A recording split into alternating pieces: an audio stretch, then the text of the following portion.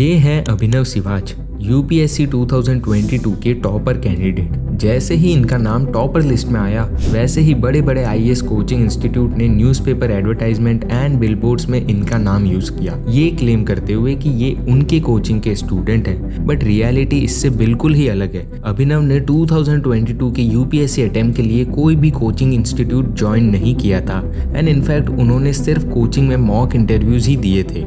And ये कोई नई बात नहीं है, ऐसा हर साल होता है। जब भी यूपीएससी के रिजल्ट्स अनाउंस होते हैं, हर साल कोचिंग इंस्टीट्यूशन सक्सेसफुल कैंडिडेट का नाम यूज करके एडवर्टाइज करते हैं। एंड ऐसे मिसलीडिंग एडवर्टाइजमेंट की वजह से बहुत सारे मासूम एस्पायरिंग कैंडिडेट कंफ्यूज हो जाते हैं एंड एक बहुत बड़ा डिसीजन गलत ले लेते हैं। एंड आज हम यही समझेंगे कि कैसे ये कोचिंग एस्पिरेंट्स को मिसलीड करते हैं एंड ये भी जानेंगे कि गवर्नमेंट ने इन कोचिंग्स पर क्या स्ट्रिक्ट एक्शंस लिए हैं। इस फील्ड का डॉन हूं मैं। किस फील्ड का? इस कोचिंग इंडस्ट्री का डॉन। इंडिया में यूपीएससी कोचिंग इंडस्ट्री लगभग 3 से 3.5 हजार करोड़ का मार्केट है एंड यूपीएससी कोचिंग इंडस्ट्री का गढ़ है दिल्ली। हर साल लाखों बच्चे देश भर से दिल्ली आते हैं यूपीएससी की तैयारी करने। सोचो आप भी यूपीएससी की तैयारी करने दिल्ली के फेमस मुखर्जी नगर आते हो एंड यहाँ की बेस्ट कोचिंग में एडमिशन लेने का सोचते हो। बस यहाँ से ही आपके साथ एक गेम शुरू हो जाता है।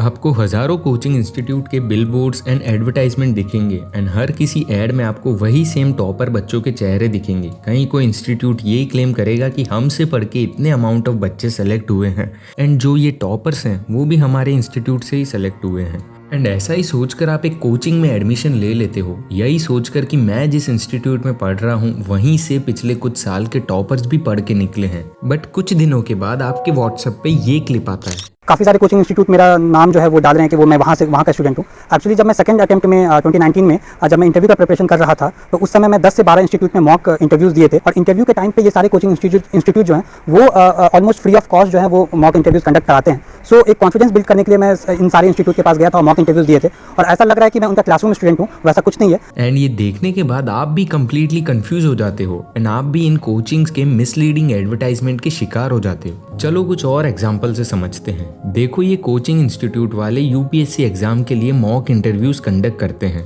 एंड जब रिजल्ट के टाइम इन्हीं में से स्टूडेंट सेलेक्ट हो जाते हैं देन ये इनके इंटरव्यूज के क्लिप अपने सोशल मीडिया हैंडल्स पर अपलोड कर देते हैं। एंड जब आप ये इंटरव्यूज देखते हो देन सबकॉन्शियसली आप ये सोच लेते हो कि ये स्टूडेंट इन्हीं की कोचिंग से पढ़ा है। एक कोचिंग का तो इतना शॉकिंग डेटा आया कि उन्होंने बताया कि उनकी कोचिंग से 143 स्टूडेंट सेलेक्ट हुए हैं। बट इसमें कैच क्या है, 143 में से 111 स्टूडेंट सिर्फ इंटरव्यू गाइडेंस प्रोग्राम से थे। एंड इसमें फॉल्ट बस इतना सा है कि ये कोचिंग वाले स्टूडेंट की पूरी सक्सेस का क्रेडिट खुद ले लेते हैं एंड ये बताते हैं कि ये स्टूडेंट हमारी कोचिंग से पढ़ा है एंड ये कभी स्पेसिफाई नहीं करेंगे कि ये स्टूडेंट एग्जाम के 2 स्टेज क्लियर करने के बाद हमसे सिर्फ इंटरव्यू गाइडेंस प्रोग्राम के लिए जुड़ा है। एंड ऐसे ही ट्रैप के बारे में आप सीसीपीए के चेयरपर्सन से ही सुन लो।